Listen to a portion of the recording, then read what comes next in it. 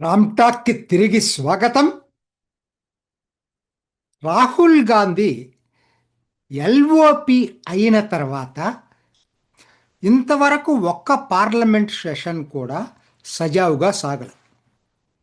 ప్రతి వాళ్ళు అబ్జర్వ్ చేస్తున్నటువంటి విషయమే. ఒక్కసారి గతం గుర్తు చేసుకుందాం. మరీ పాతకాలం నుంచి వెళ్ళవసరం.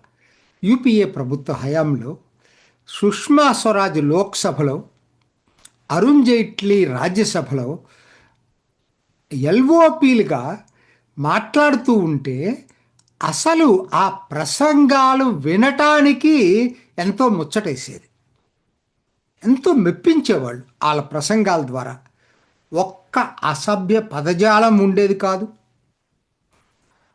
వివాదాస్పద వ్యాఖ్యలు ఉండేవి కాదు. కానీ అనర్గళంగా ఏ అంశం మీదైనా లోతుగా చర్చించేటువంటి నాలెడ్జ్ వాళ్ళకు ఉండేది, ఆ అవగాహన ఉండేది. ఇవాళ రాహుల్ గాంధీ ఆ స్థానంలో ఎల్ఓపిగా వచ్చి అలా మాట్లాడలేడు, సబ్జెక్ట్ మీద అవగాహన లేదు. కాబట్టి తను ఎంచుకున్నటువంటి ప్రయారిటీ ఏంటంటే గొడవ సృష్టించటం, వివాదాలు సృష్టించటం, రచ్చ చేయటం, చర్చ బదులు రచ్చ చేయటం. ఇది రాహుల్ గాంధీ అడాప్ట్ చేసుకున్నటువంటి విధానం. కారణం ఏంటి తెలుసా? ఆయన బలహీనతని కప్పిపుచ్చుకోవటానికే ఈ విధానం తీసుకున్నాడు. ఎందుకంటే నాకు తెలిసి ఇంతవరకు ఇన్నిసార్లు పార్లమెంట్ సభ్యుడయ్యాడు కదా, అసలు ఒక సబ్జెక్టు మీద లోతుగా చర్చించిన ప్రసంగం ఒక్కటి కూడా లేదు, ఒక్కటి కూడా లేదు. ఎప్పుడు ఆ పడికట్టు పదజాలాలే, అదాని అంబాలి, ఇంకోటి. అసలు ఓ మాట్లాడుతున్న టాపిక్ దాని మీద చర్చించినటువంటి ఇదే లేదు ఆయన. ఇది సరే. రెండవది ఏంటంటే, అంతకన్నా నేను అబ్జర్వ్ చేసింది, ఇప్పుడు ఇన్నాళ్ళ నుంచి ఏమనుకుంటున్నాం, రాహుల్ గాంధీ అంటే అసమర్థుడు, పప్పు అనేటువంటి భావన ప్రజల్లో ఉంది. సరే, అంతవరకు అయితే అది వేరే విషయం. ఆయనకు అసమర్థత లేకపోతే వేరే విషయం. కానీ తను క్రూరత్వం ఉందనేటువంటి విషయం ఎవరికి తెలియలేదు. ఇప్పుడు తెలుస్తూ ఉంది. ఎందుకంటే మోడీ మీద ఉన్నటువంటి ఆ కోపం, మోడీ ఏంటి ప్రధానమంత్రి, ఫస్ట్ ఫ్యామిలీ మేం కదా అనే అహంకారంతో అంతకుముందు చౌకీదార్, చోరు ఇట్లా మాట్లాడేవాడు. ఇవాళ ఎక్కడ దాకా వెళ్ళిపోయాడంటే ఎప్స్టైన్ ఫైల్స్లో మోడీ ఉన్నాడనేటువంటిది మొదట్లో ఎవరో ఎంపీ మాట్లాడితే ఎవరో ఇమ్మెచ్యూర్డ్ ఫెలో మాట్లాడాడు అనుకున్నాం. రాహుల్ గాంధీ నిన్న ట్వీట్ చేశాడు. అంటే ఏంటి? ఇది రాహుల్ గాంధీ వెనకుండా నడిపిస్తున్నాడు. ఎంత క్రూరత్వమో చూడండి. ఇప్పుడు ఎప్స్టైన్ ఫైల్స్లో ఎక్కడా కూడా బయటకు వచ్చినటువంటి మెయిల్స్ చూసుకున్నా కూడా మోడీకి ఎక్కడా సంబంధం లేదు. అనిల్ అంబానీ ఎప్స్టైన్ మధ్య ఉన్నటువంటి మెయిల్ సంభాషణలు, అది దేన్ని గురించి? మోడీ కొత్తగా అధికారంలోకి వచ్చినప్పుడు ట్రంప్ తోటి మాట్లాడటానికి ఇతను ఒక లాబీయిస్ట్గా ఉండేవాడు. సెక్స్ విషయాల్లో ఎక్కడా మెయిల్లో లేదు. లాబీయిస్ట్గా ఉండేవాడు. ఇతని ద్వారా పవర్ లాబీకి, అమెరికా పవర్ లాబీకి దగ్గర కావాలనే దానికోసమే మాట్లాడినట్టుగా మెయిల్లో ఉంది తప్పితే ఎక్కడా కూడా మోడీని ఇన్వాల్వ్ చేసి దీంట్లో ఈ సెక్స్ కుంభకోణాల్లో ఒక్క పదం కూడా లేదు. ఇది సత్యం. మ్యాక్సిమం ఆయన వెటకారంగా మాట్లాడింది ఏంటంటే, ఇజ్రాయెల్ పర్యటనలకు వెళ్ళినప్పుడు నెతన్యాహు మోడీ కలిసి డ్యాన్స్ చేశారని. అది ఎక్కడా లేదు. కేవలం జాతీయ గీతం పాడుకున్నారు తప్పితే అతను ఒక క్రిమినల్.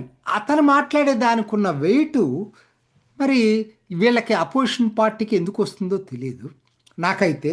అసలు ఇవాళ ఎందుకనంటే మమతా బెనర్జీ కూడా దాన్ని కోట్ చేసేసి సెక్స్లో ఇన్వాల్వ్ అయ్యాడు. చీచి, అసలు వీళ్ళకి ఏమనాలి వీళ్ళని? మోడీని గనక ఆ పద్ధతుల్లో మాట్లాడితే సూర్యుడి మీద ఉమ్మేసినట్టే. ఇంతవరకు మనకొచ్చిన నాయకుల్లో ఇంతటి ప్యూరిఫైడ్ పర్సన్ వ్యక్తిగతంగా ఎవరూ లేరు. వాజ్పేయి కూడా లేడు కరెక్ట్గా చెప్పాలంటే. మోడీ విషయంలో ఇంతవరకు అటువంటి ఎలిగేషన్సే లేవు. మీకు చేతనైతే దమ్ముంటే కాశ్మీర్ ఫైల్స్ మీద మాట్లాడండి, కేరళ ఫైల్స్ మీద మాట్లాడండి, బెంగాల్ ఫైల్స్ మీద మాట్లాడండి. ఏంటిది ఈ ఇంత దిగజారిపోయి రాహుల్ గాంధీ మోడీని దెబ్బతీయాలని, వ్యక్తిగత ప్రతిష్టను దెబ్బతీయాలని ఆధారాలు లేని ఆరోపణలు చేస్తాడా? ఇప్పుడు నువ్వు 1,000 చూపిస్తే నీ వైపు 4,000 చూపిస్తున్నాయి, అది మర్చిపోవద్దు. అసలు ఏమనుకోవాలండి? పబ్లిష్ కాని బుక్కును గురించి ఇంత మాట్లాడుతున్నారు కదా. ఒక బుక్ పబ్లిష్ కాల, కేరవాన్కి మోడీ మీద కోపం, బీజేపీ ఆర్ఎస్ఎస్ మీద కోపం.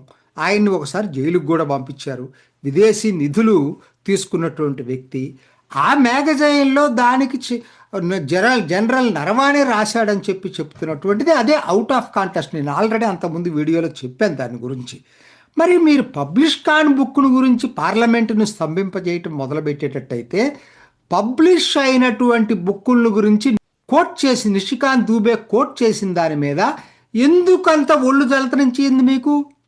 ఎందుకు లోక్సభ స్పీకర్కి వెళ్ళి నిషికాంత్ దూబేని సస్పెండ్ చేయమని అడిగారు? ఆయన కోట్ చేసిన పుస్తకాలు పబ్లిష్ చేసిన పుస్తకాలు, పబ్లిష్ చేయని పుస్తకాలు కాదు.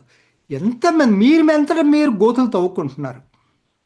రాహుల్ గాంధీ మోరల్ హై గ్రౌండ్లో లేడు. వాళ్ళ కుటుంబం దారుణంగా మోరల్ వాల్యూస్ లేనటువంటి కుటుంబం. నేను చెప్పాల్సిన పని లేదు. ఎన్ని పుస్తకాలండి నెహ్రూ ఎడ్వినా మీద వచ్చిన పుస్తకాలు మీకు అందరికీ తెలుసోలేదు. ఈవెన్ ఇటీవల వచ్చిన శామ్ డార్లింపర్ బుక్లో కూడా ఉంది. అది చాలా వాటి అదే రికార్డెడ్. స్వయంగా మౌంట్ బ్యాటనే రాశాడు. ఎవరి దాకా అవసరం లేదు. స్వయంగా మౌంట్ బ్యాటన్ భర్తే రాసుకున్నాడు నెహ్రూ ఎడ్విన్ రిలేషన్స్ గురించి. ఇంతటి నెహ్రూ ఒకటి కాదు, నెహ్రూ రాసలీలల గురించి ప్రతి ఒక్కరికి తెలుసు. అంతకన్నా దారుణమైన బుక్ ఇంకొకటి ఉంది. అది reminiscence of Nehru age by MO Mathai. ఎవరి ఎంఓ ముత్తాయ్? దాదాపు 1946 నుంచి 1959, 13 సంవత్సరాలు నెహ్రూకి ప్రైవేట్ సెక్రటరీగా ఉన్నాడు.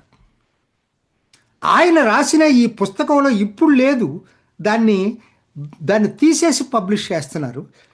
మాలాంటి ఈ దేశాల్లో కావాలంటే ఆన్లైన్లో దొరుకుతుంది. అది ఒక చాప్టర్ ఉంది, దాని పేరు.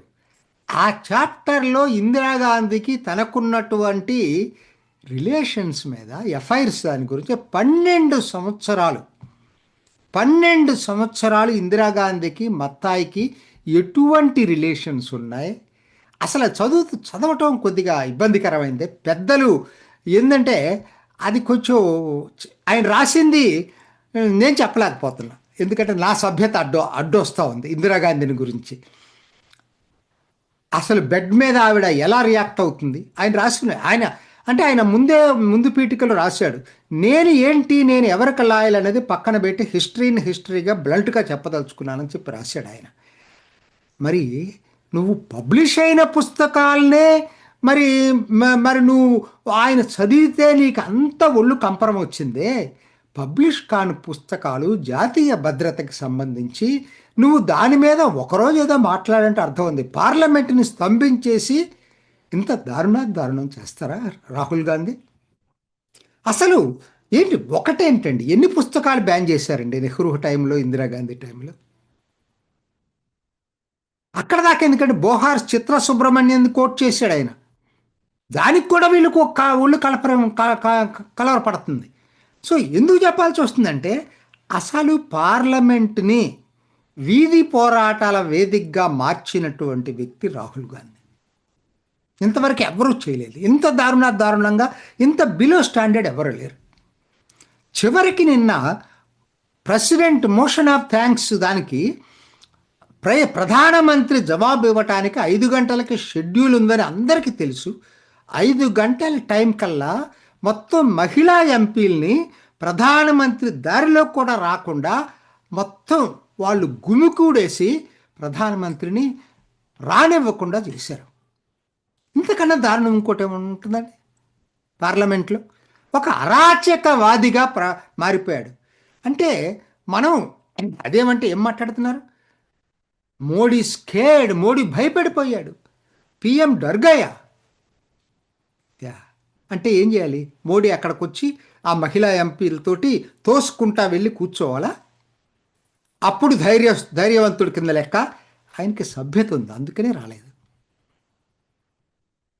అసలు మహామహుల్ని ఎల్ఓపి స్థానంలో స్వాతంత్రం వచ్చిన కాడి నుంచి చూసినటువంటి ఆ సీట్లో ఇటువంటి అనార్కిస్ట్ని, అనర్హత ఉన్నటువంటి వ్యక్తిని చూడాల్సి రావటం బాధాకరం. ఇది ఈనాటి రామ్ టాక్. ఇంకొక ఎపిసోడ్లో మళ్ళీ కలుసుకుందాం. నమస్తే. చూసారు కదండి. మరి ఈ వీడియో కనుక మీకు నచ్చినట్లయితే ఒక లైక్ కొట్టేసి మీ అభిప్రాయాన్ని కూడా కామెంట్ బాక్స్లో తెలియజేస్తూ ఇలాంటి ఇంట్రెస్టింగ్ అప్డేట్స్ కోసం మా ఛానల్ని సబ్స్క్రైబ్ చేసుకోండి.